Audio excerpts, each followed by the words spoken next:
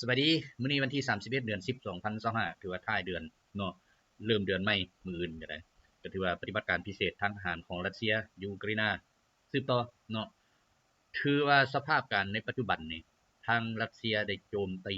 ปิดล้อมเนาะหลายกรุงเขตที่ว่าทุกๆจุดนี่รัสเซียได้ตีปิดล้อมแล้วก็บางบ่อนนี่สู้รบไปนะญาติพื้นที่ได้ฮอด7กิโลเมตรเนาะก็ถือว่าเป็นพื้นที่ใหญ่ ไปได้ฮอด7กิโลเมตรก็ถือว่าทหารอุกราอเมริกา NATO มีแต่ถอยปุ๊บเดี๋ยวนี้เนาะ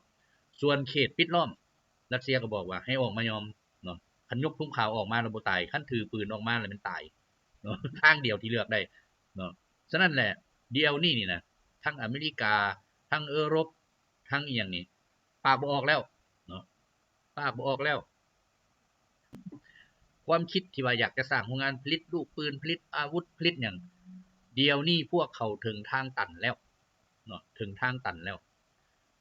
อ้ายใหญ่ของพวกเขานะเนาะคืออเมริกาถือว่ายอมจำนนต่อรัสเซียและจีนแล้วเดี๋ยวนี้มีแต่เขาสิทิ่มยุโรปอย่างสิ้นเชิงปล่อยให้ยุโรปตายไปตามสภาพการเขาบ่เฮ็ดนํกันอีกแล้วคู่ร่วมมือที่เคยว่ายิ่งใหญ่ในโลกนี่มาปัจจุบันนี่ถือว่าสิปล่อยให้ตายแล้วเพราะบ่มีหยังแล้วเอาเยอรมันก็หมดแล้วโรงงานโรงงานรถอุตสาหกรรมหยังต่างๆถือว่าบ่มีทางที่ว่าจะสู้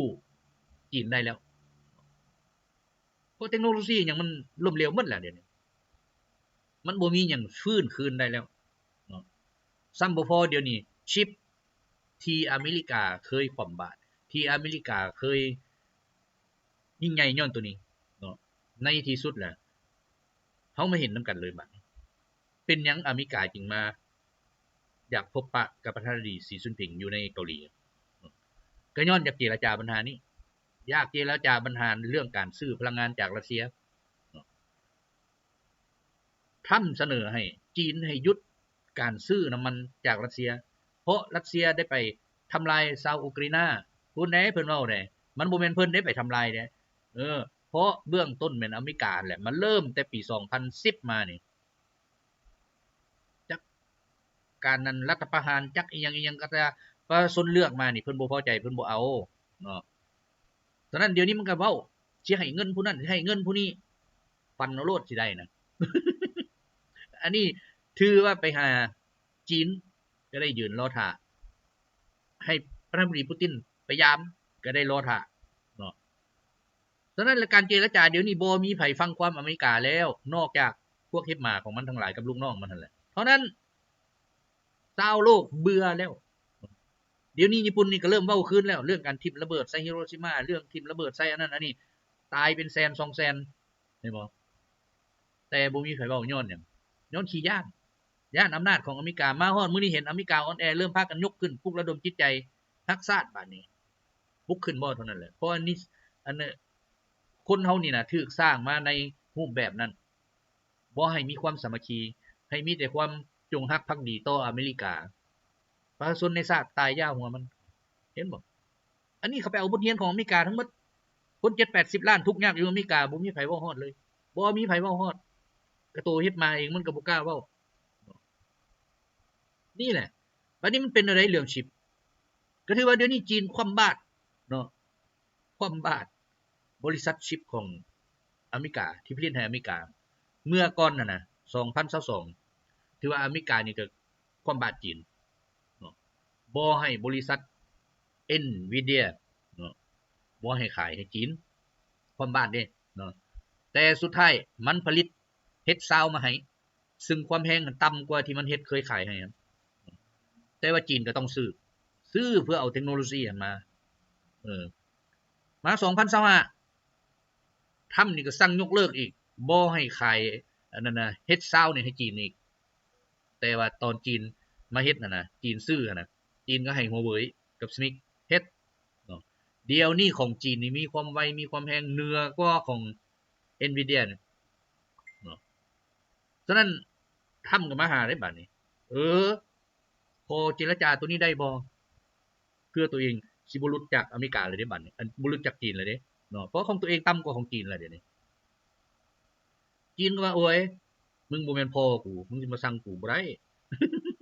แต่กี้มึงบ่ให้ขายกูบัดนี้กูก็บ่ต้องเว้านำมึงมึงสิมีหยังมึงมีปัญญาเฮ็ดโลดกูก็บ่ได้ห้ามคันมึงดีของกูก็ซื้อคันมึงของมึงบ่ดีกว่ากูก็บ่ซื้อแล้วกูก็บ่ขายให้หัวมึงอีกทำกันหน้าจ้อยแหละเนาะบัดนี้มาเว้าเรื่องการซื้อน้ำมันคือกันจีนก็บอกเลยกูอยากซื้อผิดหัวมึงว่ะก็แนวคนกูใช้คนกูต้องการพลังงานราคาถูกหาใส่ได้แล้วอเมริกามึงสิเฮ็ดหยังคันกูบ่ยกเลิกการซื้อมึงสิเฮ็ดหยังกูทำ ปากบอกเฮ็ดหน้าจ้อยคืนบ้านเนาะเดี๋ยวนี้เกมสิเตะพวกเฮ็ดมาทั้งหมดนั่นแหละวุ่นวายนั่นน่ะพวกนี้มาอยู่บ้านกูนี่ เครียดแฮงเนาะล้มไผก็ล้มบ่ได้แหละสองมหาอำนาจเขาอยู่นํกันแล้วบอกมาแล้วเนาะเดี๋ยวนี้เขาวางแผนฉลองชัยชนะเดือน5ปี2026นี่ฉลองอยู่มอสโกแล้วสิเอาบรรดาเสลยศึกของพวกชาติตะวันตกทั้งหลายมาเดินสวนสนามคือ1945ที่เอาทหารเยอรมันน่ะมาเดินมันอยากมาเบิ่งก็มาเบิ่งบ่เบิ่งก็ยาหัวมันเนาะแต่ว่าการถ่ายทอดสดนี่ให้เห็นทั่วโลกว่ามีทหารไผแด่อยู่ในหั่นสิเอามาเดินเดือน5 2026นี่เพราะว่าชัยชนะนี่มันปิดเกมนี่2026นี่แหละจากนั้น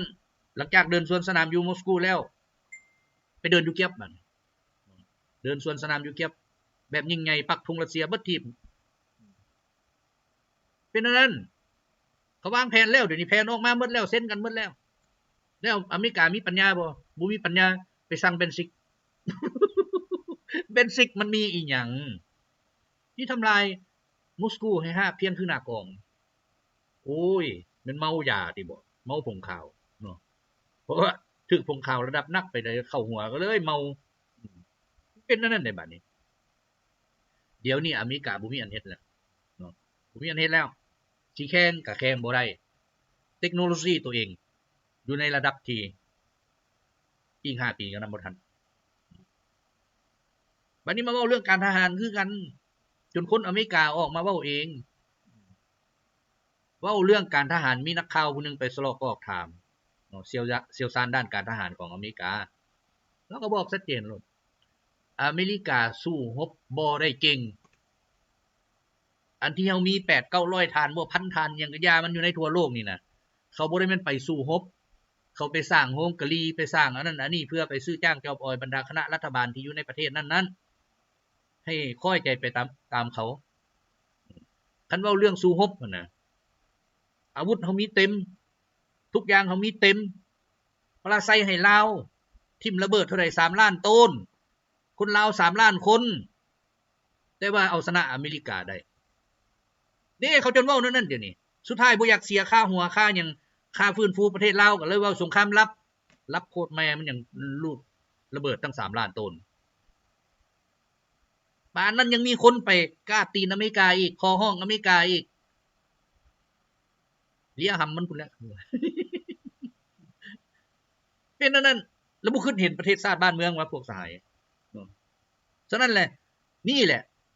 อเมริกามันเฮ็ดหยังฮู้บ่ว่าเดี๋ยวนี้หลังจากมันลิ้นไผบ่ได้มันสิไปตีไผก็ตีบ่ได้มาเว้าเรื่องเวเนซุเอลามื้อก่อนนี่จ้างผู้ใดก็ตามจับหรือฆ่ามาดูโรประธานาธิบดีเวเนซุเอลาได้ให้50ล้านเฮ็ดบ่ได้บัดนี้ถูกวักเนอร์ป้องกันไว้แล้วเฮ็ดบ่ได้ทำมันฮู้ดีว่าวักเนอร์อยู่หั่นเต็มแล้วที่ตีเขาก็บ่กล้าตีเดี๋ยวนี้ประกาศถอนพวกเฮาจะบ่โจมตีอันน่ะเวเนซุเอลาเป็นหยังล่ะนี่มันเห็นแล้วว่ามันนี่เฮ็ดหยังบ่ได้ถ้าว่าประเทศนั้นเข้มแข็งบ่เข้มเลยเด้จากอิหร่านก็ให้จีนก็ให้รัสเซียก็ให้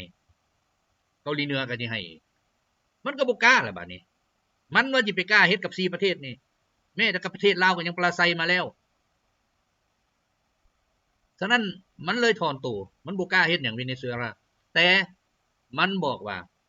มาดูโรเอ้ยค่อยสิให้เงินเจ้า$50 ล้านให้เจ้าลาออกจากตำแหน่งนี่มันมาลิ้นแล้วนี่เดี๋ยวนี้เนาะคันบางประเทศเอาแล้ว50 ล้านเอาแล้วแล้วก็ไปเที่ยวแล้วบัดนั้นทิ่มประชาชนมันจ้างแล้วแต่มาดูโรบอกว่าอันเงินมึงบ่มีความหมายสำหรับกูแล้ว เพราะว่าต่อไปนี่กูจะบ่ฆ่ากับมึงอีกคันมึงเฮ็ดแนวนี้กูบ่ฆ่าเป็นนั่นแหละบาดนี้แหละเอามันสิไปฆ่าน้ำไผบาดนี้อยากได้น้ำมันเขาก็บ่กล้าตีขนเหือไปจอบๆมองๆบัดไปเห็นอาวุธเขาบ่แม่นว่าเห็นอาวุธล่าๆนะถือว่าไปถึกคลื่นที่จะเฮ็ดให้บรรดาระบบบัญชายนต์รบอหยังต่างๆสิได้ลงทะเลเป็นฝูงมีเครื่องเดียวเรือเฟือแล้วเดี๋ยวนี้รัสเซียเอามาโชว์ให้เบิ่งแล้วอยู่อุกราอินปฏิบัติการพิเศษเอาไปตั้งไว้ซื่อโดรนบินมาเป็นร้อยน่ะบ่แม่นยิงหยังดอกถือว่าปล่อยคลื่นกระแทกให้ระบบIC ของโดรนนั่นน่ะไม่มันก็จบเลยเดี๋ยวนี้เฮ็ดยังบ่ได้แล้วเดี๋ยวนี้อเมริกาพยายามสุดอยากได้เครื่องตัวนี้รัสเซียว่าโอ้ยเอาให้มึงก็เฮ็ดบ่เป็นเทคโนโลยีมึงยังต่ำกว่ากูหลาย มึงเอา S300 น่ะไป30ปีแล้วเอาไปจากอุกราอินเฮ็ดได้จักสุดเดี๋ยวนี้มิก25ก็เอาไปแล้วเฮ็ดได้จักคันเดี๋ยวนี้สิ่งที่เฮ็ดได้คือยักษ์141ไปเป็น F35 คู่มือนี่แหละเพราะว่ากูเอาให้จนหมดอันนั้นน่ะแม้แต่น็อตตัวนึงมีหยังต่างๆเอาให้หมดแหละต่างแต่มึงไปเปลี่ยนน้อยนึงของกูเป็นเหลี่ยมของมึงเฮ็ดโกงเท่านั้นยักษ์141มากลายเป็น F35 คู่มือรัสเซียจึงหัวควันอยู่เท่านั้นแหละถือว่าปัญญามันบ่มีเลยเฮ็ดอันอื่นแต่ว่าโฆษณาโอ้ยทั้งโคตรเลยจักลูกแรงตีนมือจักพวกเลียหำเลียตีนยังย่องเบิดมาฮอดคู่มือยังบ่เห็นบินจักลำอัน F35 มาอุกราอินเอา F16 มาก็หมดเอาหยังมากก็เบิดบ่หมดจังได๋คันเอา F35 มาแฮงเบิดไว้พร้อมเป็นเครื่องอิเล็กทรอนิกส์เบิดบัดซาเครื่องหมอนี่เป่าฟิวใส่ก็ถือว่าหมดเลยบินบ่ได้เลยมันบ่กล้าเอามาบัดนี้นี่แหละเรื่องเทคโนโลยีบัดจีนกับรัสเซียเด้ร่วมกันเฮ็ดเจ้าเฮ็ดอันนี้ข่อยเฮ็ดอันนี้เฮ็ดนี่เฮ็ดอันนี้บ่ค้าขายอเมริกากับบ่ผิดไผ2ประเทศนี่ตั้งธนาคารกันเองเฮ็ดกันเองขายกันเองเอาเงินกันเองแล้วไปผ่านมันอย่างธนาคารโลกเขาบ่ต้องผ่านแล้วมันก็บ่มีสิทธิ์มากวดอีกค้าขายชายแดนคือเว้าผ่านมาแหละบ่มีสิทธิ์มากวดมันสิกวดหยังรัสเซียกับจีนเฮ็ดค้าขายกันธนาคารกลางรัสเซียกับธนาคารกลางจีนเว้ากันแล้วก็แล้วสินค้ามันเข้าออกชายแดนมันบ่ได้ไปผ่านอเมริกาแล้วมึงสิเอาหยังมาบังคับกูฉะนั้นแหละเดี๋ยวนี้เว้าเรื่องเทคโนโลยีนี่อเมริกายอมแล้วทุกด้านแล้วคือข้าพเจ้าเคยเว้าผ่านมาเดี๋ยวนี้มันคุ้มเงินมีแต่ 20% คัน 20% มันสิเฮ็ดหยังได้บัดนี้มันก็เฮ็ดหยังบ่ได้เฮ็ดหยังบ่ได้มึงก็หาปุ้นแล้วบัดนี้ปุ้นแบบหน้าด้านๆเขาเอิ้นปุ้นอยู่บ่อนใดบ่อนเงินฝากของทุกคนเนี่ยที่มีอยู่ในธนาคารของเขามันเฮ็ดให้เงินของมันน่ะนะจากที่มันเป็นหนี้38ล้านมันเป็นหนี้ตัวเลขส่ำนั้นแต่มันมาเฮ็ดเงินของมันอันนั้นเฟ้อขึ้นแล้วในที่สุดมันจะใช้หนี้ได้เท่าศูนย์คันในเมื่อเท่าศูนย์แล้วเป็นจั่งใดบัดนี้มันก็ตั้งใหม่เฮ็ดใหม่แต่ว่าบ่มีผู้ค้านำแล้วฮอดมื้อนั้นบ่มีผู้ค้านำแล้วสิขายหยังบัดนี้ให้เพราะว่าทุกอย่างเดี๋ยวนี้แม้แต่พลังงานปรมาณูก็ซื้อนำรัสเซียขึ้นอวกาศก็ขึ้นนำรัสเซียเทคโนโลยีของตัวเองยังบ่ขึ้นได้อันสิ่งนี้มันเฮ็ดว่าขึ้นได้ไปได้มาได้มันฮอลลีวูดทั้งหมดก็คือ F35 แหละโอ้แสดงนี่ครับสายรูปภาพออกมานี่เฮ็ดมาจนว่าฝันว่าตัวเองลอยอยู่ฟ้าบัดเอามาแล่นตัวจริงบ่ได้ลงทะเลเบิดบ่แม่นน้อยครั้งแล้วเด้จนบ่กล้าบินเดี๋ยวนี้ผู้ที่สั่งซื้อก็จนยกเลิกแล้วสิเอาหยังมาลิ้นบัดนี้เนาะปฏิบัติการพิเศษอยู่ในอุกราอินมันเฮ็ดให้เห็นว่าเป็นการปฏิบัติการพิเศษทั่วโลกเลยไผบ่หันทิศบ่ไปตามทิศทางตัวใหม่แล้วก็ถือว่าจบประเทศนั้นก็ล่มสลายบ่มีทางไปเด้คันไปหาอเมริกามันล่มสลายแล้วมันไปหาไผยุโรปก็ล่มสลายแล้วสิไปหาไผบัดนี้ในเมื่อ2ประเทศใหญ่นี่บ่เอาเงินดอลลาร์บ่ค้าขายอีกบ่สนใจอีกเขาเฮ็ดกันเองจีนอยากซื้อน้ำมันเท่าใดก็อย่าจ่ายเงินด่วนก็ได้เงินรูปก็ได้ที่เขามีค่านำกันรัสเซียอยากได้หยังเทคโนโลยีก็ซื้อเอาที่จีนเฮ็ดนั่นแหละ แล้วประเทศอื่นๆมาสิเอาดอลลาร์มาเสนอรัสเซียกับจีนเขาก็ว่าค่อยบ่เอาแล้วเจ้าอยากไปฆ่าน้ำไผราคาโลดตัวนั้นเพราะว่าค่อยก็บ่ต้องการเงินค่อยมันหลายอยู่แล้วเดี๋ยวนี้เป็นหัวหน่วยดอลลาร์ค่อยก็พยายามปัดออกคือกันจังนั้นมันก็คือเงินพวกอันมา3หัวนั่นแหละไปซื้อไปจ่ายอยู่ไสได้เดี๋ยวนี้ก็บ่ได้เห็นบ่จังนั้นมันก็สิเป็นเท่านั้นเงินนั่นดอลลาร์คือกันเขาก็ใช้จ่ายอยู่ในบ้านเขาพุ่นเอาไปทางนอกบ่ได้แล้วบัดนี้บีบซาอุดิอาระเบียเพื่อเอาเงินตัวเองนี้ไปเป็นอันตัวค้ำประกันซาอุดิอาระเบียก็บอกค่อยบ่เอานำแล้วค่อยบ่เอานำแล้วค่อยบ่เฮ็ดนำแล้วชาติอาหรับทั้งหมดก็บ่เฮ็ดนำเห็นบ่ฉะนั้นอเมริกามันก็สั่งให้อิสราเอลนี่ตีประเทศนั้นตีประเทศนี้ตีไปตีมาถึงเขาลุมมันสิตายบัดนี้ขอเจรจานี่บอกว่าทำลายฮามาสได้เบิดแล้วเมืองเพพังเบิดแล้วบ่มีแล้วบัดเขาสร้างตั้งกองกำลังขึ้นมาเขาไปบุกตีทหารตัวเองตายคู่มือบัดนี้อ้าวเป็นจังได๋บัดนี้เขายังบ่ทันเฮ็ดซื่อๆเพราะว่าเฮ็ดแฮงหลายรบอเมริกาวุ่นใส่โลดฉะนั้นเขาปะให้รบกับอเมริกานี่ยุบตัวซะก่อนแล้วเขาสิเฮ็ดบ่ได้มีหยังเขาว่าอิสราเอลนี่บ่ได้มีหยังเขาลุมบาดเดียวกันเบิดแหละเห็นบ่อิหร่านเฮ็ดให้เบิ่งล่ะ12มื้อจบบ่จบแต่ว่าพวกนี้มันบ้าขึ้นแล้วเดี๋ยวนี้มันบ่ได้สนใจเบิดว่าสหประชาชาติมีอันนั้นมีกฎหมายบ่ได้สนกูอยากทำลายไผกูก็ทำลายกูอยากเฮ็ดไผกูก็เฮ็ดแต่ว่าชาวโลกเริ่มเห็นยิ่งเขาเฮ็ดซัวเท่าไหร่ชาวโลกแฮ่งเห็นเท่านั้นแฮ่งเห็นแล้วบ่แล้วเขาก็จะคิดว่าแล้วสิร่วมมือกับมันเดี๋ยวนี้มันเริ่มอเมริกาเริ่มบอกแล้วบอกชาติสมุนทั้งหลายของมันสู่ต้องเอาเงินนี่ไปลงทุนอยู่บรรดาประเทศน้อยๆที่จะคิดร่วมมือกับจีนรัสเซียนี่เอาไปโลดซื้อหัวการนำมันได้แฮงเอาเนาะแฮงไว้เพราะว่าคันซื้อพวกนี้ได้ล่ะประชาชนมันเฮ็ดหยังบ่ได้ดอกเขาอยู่ในกำมือของเขาเบิดเห็นบ่มันเสนอซื้อมาดูโร50ล้านหลังจากที่จ้าง50ล้านเพื่อให้จับหรือค่ามาดูโรเฮ็ดบ่ได้เดี๋ยวนี้จ้างมาดูโรเองคันมาดูโรหั่นบ่คิดเห็นประชาชนบ่คิดเห็นหยังเลยเอาเงิน50ล้านก็หนีสบายประเทศชาติอเมริกาก็เอาแล้วนี่แหละมันเฮ็ดให้เห็นแล้วว่าทุกอย่าง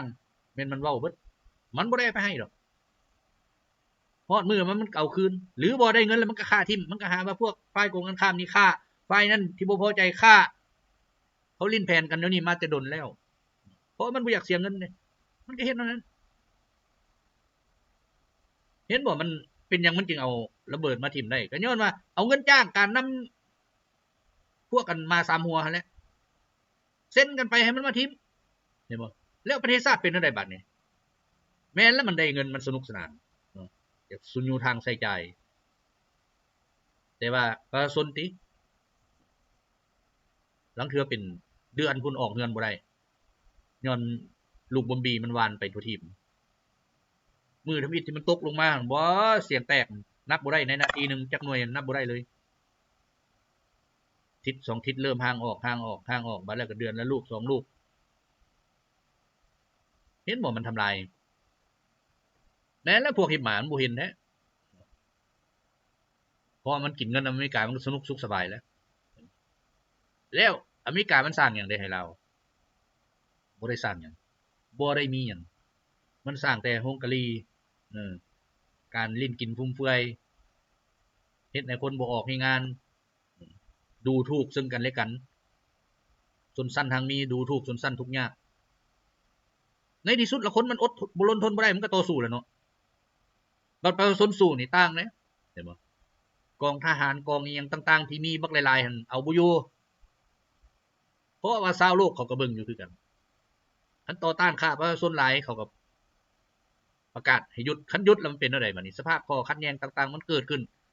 การลอบสังหารมันก็เกิดขึ้นอีหยังก็เกิดขึ้นเป็นไปได้บัดนี้เห็นบ่แล้วบางคนหั่นยังแล่นไปขอร้องความช่วยเหลือของต่างประเทศส่งกำลังให้ค่อยส่งอันนั้นให้ค่อยเพราะว่ามีพี่น้องอยู่ฝั่งนั้นเด้เนาะอยู่ฝากห้วยเฮ็ดล่ะบัดนี้เอาไปเอามาเอาคน ฝากหวยมาตีกับคนลาวฆ่าประชาชนลาวแต่ว่าดีแต่ประชาชนลาวยังมีเหล็กไหลที่คุ้มครองอยู่เนาะเฮ็ดให้บ่ตายสุดท้ายมาสามารถกำจัดพวกที่อำมหิตทั้งหลายผู้ที่ตนไปทางใดก็มีแต่ว่าเดี๋ยวนี้มันก็เริ่มใหม่อีกแล้วเพราะมันเคยใส่มาแนวนั้นมันเคยเฮ็ดมาแนวนั้นเนาะมันก็โยนเงินให้แล้วบัดนี้เกาหลีใต้เอาเงินไปให้พวกด้อยพัฒนาทั้งหมดหั่นให้เท่าไหร่ 4-500 ล้านเอาให้โลดมันอยากเฮ็ดหยังเฮ็ดให้มันโลดประเทศอื่นเบนซิกบ่เยอรมันบ่โอ้ให้500 ล้าน600 ล้านเอาไปโลดเพราะเขามีตัวเลขอยู่แล้วแต่เขาบ่ได้เอาเงินไปให้ดอกเขาเป็นผู้อนุมัติตัวเลขเจ้าอยากใส่ใจเรื่องของเจ้าจ่ายไปแล้วว่าโอ้มีเงินมีคำมันก็เอาตัวนั้นเลยมาซื้อเงินซื้อคำหนีออกจากประเทศน่ะแต่ว่าสุดท้ายแบบมันยุบมาแล้วเป็นอะไรเรือแต่เจี้ย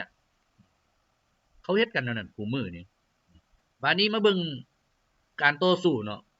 อยู่ในอุกราอินมันก็เริ่มขึ้นแล้วทั้งประชาชนทั้งทหารเขาเริ่มเห็นแล้วอยู่ได้สร้างเขาจนถาม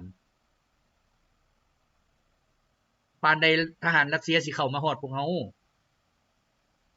เบื่อแฮงแล้วเขาว่านั่นเด้เนาะคันเข้ามาฮอดพวกเฮาสิพร้อมที่จะไปลงประชามติเป็นรัสเซียนี่อีกแคว้นนึงละเนาะโอเดซ่าคันรัสเซียเอาเบิดแถวนี่ทั้งนั้นนี่ปาเปโตรบ่ทั้งอย่างต่างๆนี่ขึ้นมาทางนี้คาโกบจนซุ่มบ่เกียบบ่อย่างต่างๆลงมานี่ก็ถือว่าอุกราอินสิเหลือหยังล่ะบัดความเป็นประเทศของอุกราอินจะบ่มีอีกเป็นแคว้นหนึ่งของรัสเซียในอนาคตบ่โดนดอกบ่แม่นว่าสิเปลี่ยนแปลงได้ง่ายเนาะมันก็ค่อยเป็นค่อยไปเพราะประชาชนทั้งหมดที่เคยเห็นอยู่ในอุกราอินมันเป็นชาวรัสเซียเขาเว้าภาษารัสเซียแม้แต่คิดก็ยังคิดเป็นภาษารัสเซียแต่ว่ามื้อนึงมา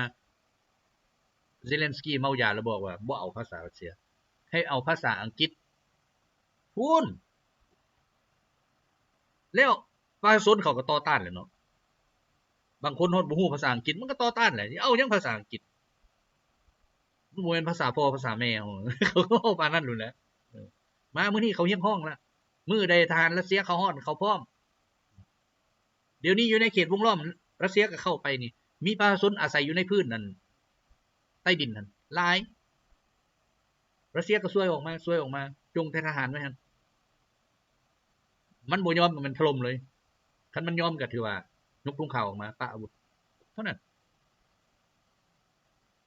ฉะนั้นเซเลนสกีนี่นะมันก็ออกมาโฆษณาส่วนเสือบาดนี้เขาถามคืนว่าคันซั่นลูกมึงหั่นน่ะไปอยู่ไสเบิดเมียมึงเด้มันก็ว่าอยู่ในเคียบนี่แหละบ่ได้ไปไสโอ้ยบัดเขาส่งรูปมาพวกมันเลาะทั่วโลกบึดละไปอเมริกาบึดละไปอันแคนาดาบึดละไปอันนั้นยุโรปเลาะเบิดจ่ายเงินมื้อ1ล้านกว่าดอลลาร์อ้าวประชาชนเขาถามติบัดนี้เนาะเอาข้อมูลมาได้ใส่ไผเว้าไผหยังเขาเอารูปให้เบิ่งแหละเด้เมียมึงซื้อเนี่ยกระเป๋านี่เฉพาะกระเป๋าเลยล้านนึงใส่คออีกแหวนอีกหยังต่างๆล้านห้าลูกกับพวก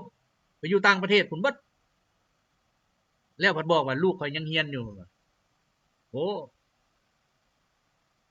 ในที่สุดแหละเสียงต่อเสียงเว้ากันไปแล้วเขาก็ฮู้บัดนี้เขาก็บ่มักแล้วบัดนี้มีแต่มันผู้เดียวเลาะไปเลาะมาซำบ่พอเกียมยนต์พิเศษให้เกียมออกไปต่างประเทศแล้วตายเพื่อไผเขาถาม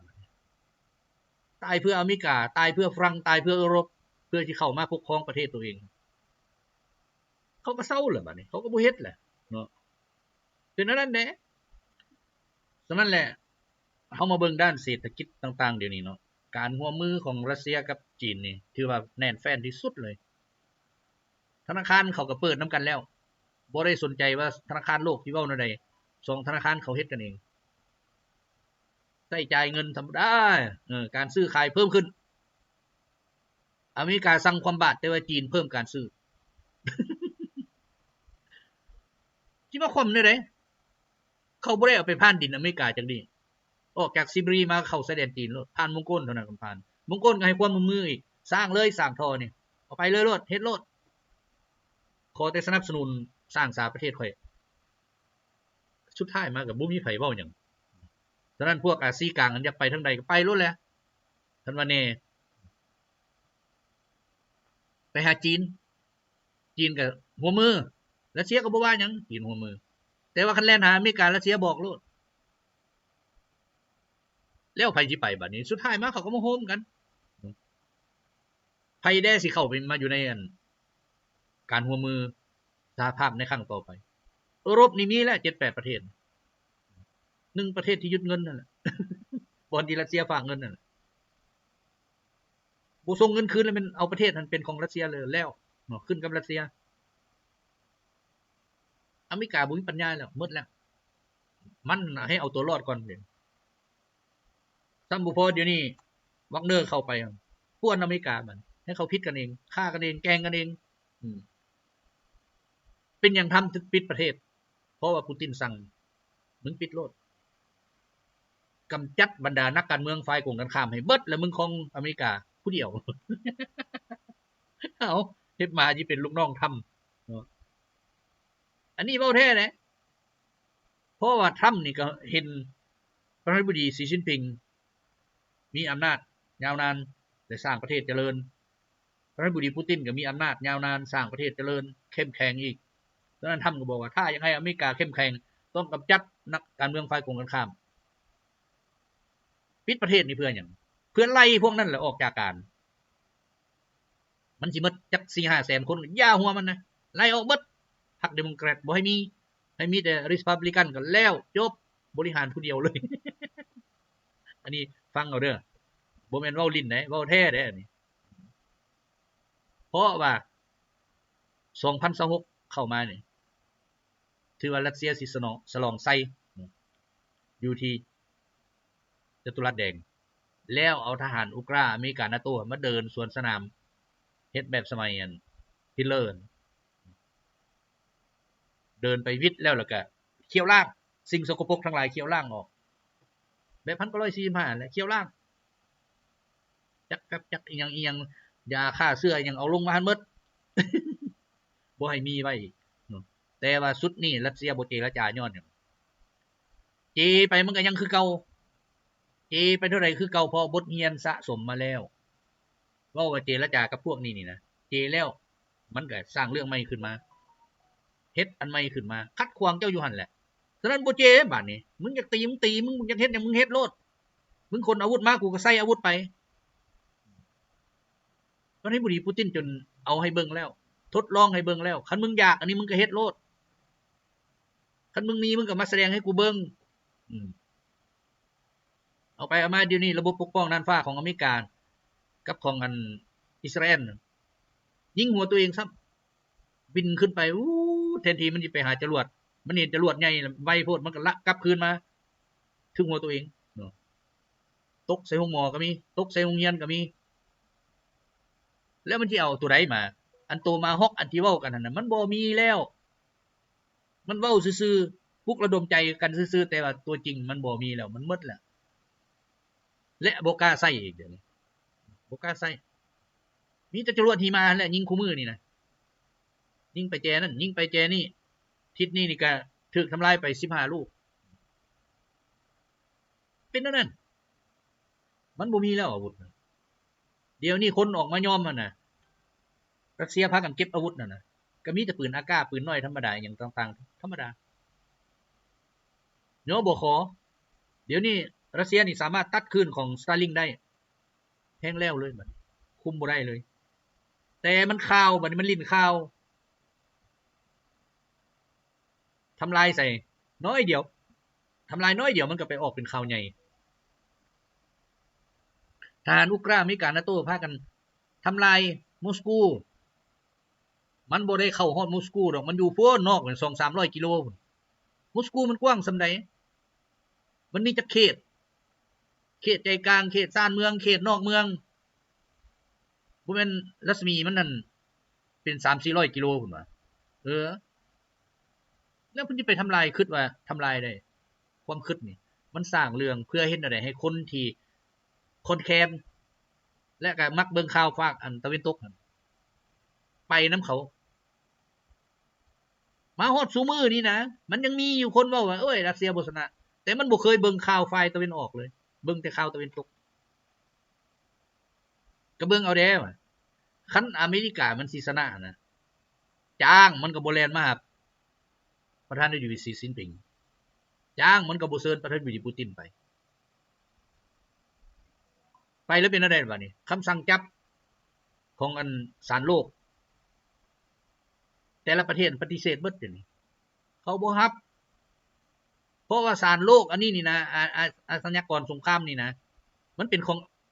สร้างตั้งขึ้นโดยอเมริกาสุดท้ายอเมริกาก็บ่กล้ารับคือกันแล้วประเทศอื่นพากันรับเบิดแต่ว่าประเทศใดล่ะกล้าจับตัดสิกไปแบบสบายบ่มีใครกล้าจับทั้งที่ตัดสิกก็มีสนธิสัญญาร่วมอยู่ไปอาเซอร์ไบจานก็เสยแล้วไผล่ะกล้าจับบ่มีอันนี้ให้เข้าใจนํกันนั่นแหละเอาบัดนี้มาเบิ่งปฏิบัติการพิเศษทางทหารของรัสเซียยูเครนเนาะนับแต่วันที่25วันที่31เดือน10 2025นี้ถือว่ากองทหารภาคเหนือฆ่าตายไปทั้งหมดเนาะ 1,320 บักกองทหารภาคตะวันตกฆ่าตายไป 1,600 บักกองทหารภาคใต้ฆ่าตายไป 1,330 บักกองทหารภาคกลางฆ่าตายไป 3,520 บักกองทหารภาคตะวันออกฆ่าตายไป 1,950 บักและกองทหารที่เงียบฆ่าตายไป395 บักรวมอาทิตย์ผ่านมานี่ฆ่าตายไปทั้งหมด 10,115 บักเนาะถือว่าเป็นนั้นแล้วสำหรับการทำลายลูกจรวดลูกระเบิดอย่างต่างๆเนาะก็ถือว่าทำลายบ่มน้ำวิธีของอเมริกากับฝรั่งเนาะจำนวน17ลูกแล้วทำลายจรวดหิมะทั้งหมด10ลูกนอกนั้นก็ได้ทำลายลูกศรไฟเนปตูนเนาะ2ลูกแล้วทำลายยนต์มุยคนขับไปทั้งหมด 1,701 คันเนาะบัดนี้มาเบิ่งตัวเลขเนาะการปฏิบัติการฮอดมื้อนี้ทำลายยานพาหนะเทคนิคต่างๆมีทำลายยนต์รบทั้งหมด668ลำทำลายเฮลิคอปเตอร์ทั้งหมด283ลำทำลายยนต์มุยคนขับเป็นทั้งหมด 93,879 ลำทำลายรถลูกศรฐานยิงลูกศร633ชุดทำลายรถตั้งยานก่อสู้รบต่างๆ 25,773 คันทำลายรถยิงจรวดหลายกองทั้งหมด 1,608 คันทำลายปืนใหญ่ปืนโค้งในดินทั้งหมด 30,943 ชุดทำลายเทคนิคพิเศษทางทหารและพาหนะขนส่งต่างๆ 45,383 ชุดถือว่าเป็นนั้นเอ้ามื้อหน้ามีหยังแล้วจะมาเว้าสู่ฟังใหม่เนาะมื้อนี้ขอให้ทุกท่านสบายดี